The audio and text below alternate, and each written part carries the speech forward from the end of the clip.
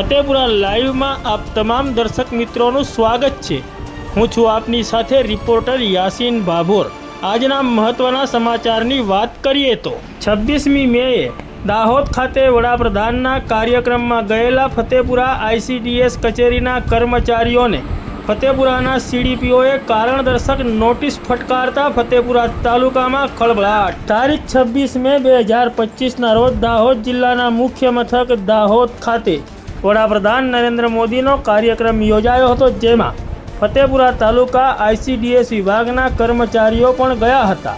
ત્યારે આ બાબતે ફતેપુરા તાલુકાના સીડીપીઓએ આઈસીડીએસના ગ્રુપમાં કારણદર્શક નોટિસ ફટકારતા જણાવ્યું હતું કે કચેરી સ્ટાફ તમામને જાણ કરવામાં આવે છે કે તારીખ 26 મે 2025ના રોજ વડાપ્રધાનના દાહોદ મુલાકાતના દિવસે જે કર્મચારીને ડ્યુટી સોંપવામાં આવેલ ન હોય તેમ છતાં દાહોદ કાર્યક્રમમાં ગયેલ હોય અથવા અન્ય કારણોસર કચેરીમાં ગેરહાજર રહેલ હોય તો કોની મંજૂરીથી અથવા કોની સૂચનાથી દાહોદ કાર્યક્રમમાં ગયેલ હતા અથવા તો ગેરહાજર રહેલ હતા તે અંગેનો ખુલાસો રજૂ કરવાનો રહેશે।